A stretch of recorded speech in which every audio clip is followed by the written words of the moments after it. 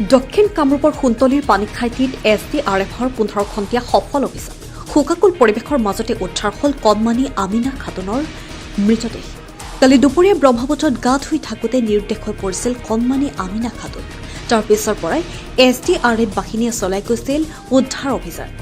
প্ৰায় 15খন্তীয়া অভিযানৰ অন্তত উদ্ধাৰ ব্ৰহ্মপুত্ৰত উটি যোৱা অৱস্থাত উদ্ধাৰ হয় আমিনা খাতুনৰ নিথৰ মৃতদেহ। কণমানি আমিনা খাতুন পানীখাইটি গাঁৱৰ আনোৱাৰ হুছেইনৰ একমাত্ৰ কন্যা সন্তান আছিল। ইপিনে কণমানি আমিনা খাতুনৰ মৰণোত্তৰ পৰীক্ষাৰ বাবে সোণতলী আৰক্ষীয়ে যুঁজা চলাইছে।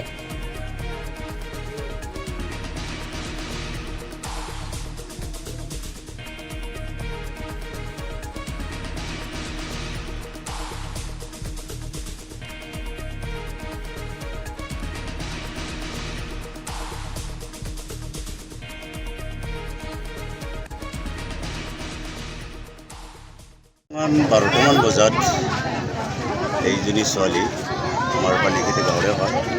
পানীখাইটি গাঁৱৰ আনোৱাৰ হুছেইনৰ ছোৱালী আমিনা বেগম আৰু যোৱাকালি অংগনবাদী কেন্দ্ৰৰ পৰা আহি দেউতাকৰ পৰা আইচক্ৰীম কিনাৰ কাৰণে টকা পইচা লৈ আইচক্ৰীমটো কিনি খাইছে। তাৰপিছত লগৰীয়া এজনী ছোৱালী আছিলে, তেওঁৰ লগত নদীত গা ধোৱাৰ কাৰণে নামিলে। নামাৰ পিছত তাৰ পৰা এজনী ছোৱালীয়ে তেওঁৰ লগৰ এজনী ছোৱালীয়ে তাৰ পৰা উঠি আহিল, তাই কিন্তু উঠিব নোৱাৰাৰ পিছত আমি সোণতলী IC ইনফৰ্ম কৰিলোঁ।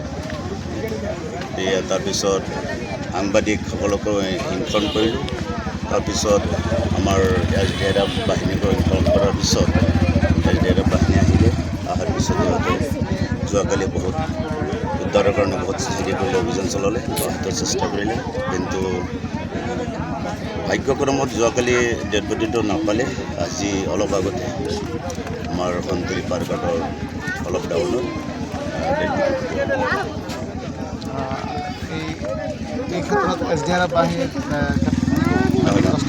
এই ক্ষেত্ৰত আমাৰ SDRF বাহিনী বহুত হেৰি কৰিছে, কষ্ট কৰিছে।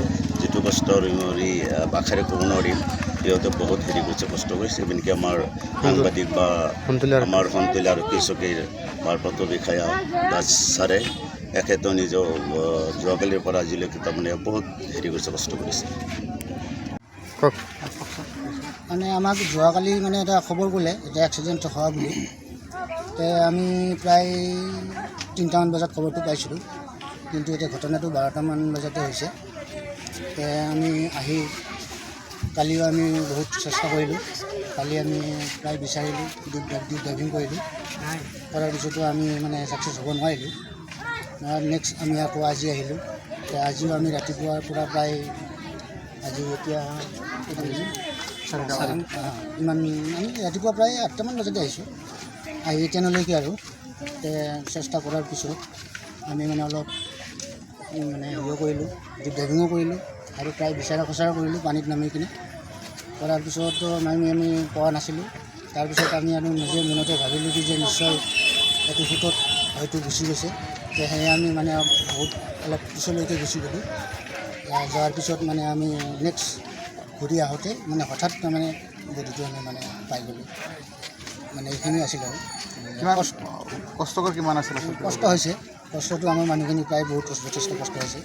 আমাৰ কালিৰ পৰা তাৰ মানে আজিলৈকে এতিয়া বৰ্তমানলৈকে আৰু এতিয়া আমাৰ কষ্টটো যথেষ্ট হৈছে। তথাপিও আমি বস্তুটো পালোঁ যিহেতু এতিয়া আমাৰ বস্তু ভালেই লাগিছে। সোণতলী আৰক্ষীৰ সহায় পাইছে নেকি? সোণতলী আৰক্ষী আছে দিছে, সহায় পাইছোঁ আমি।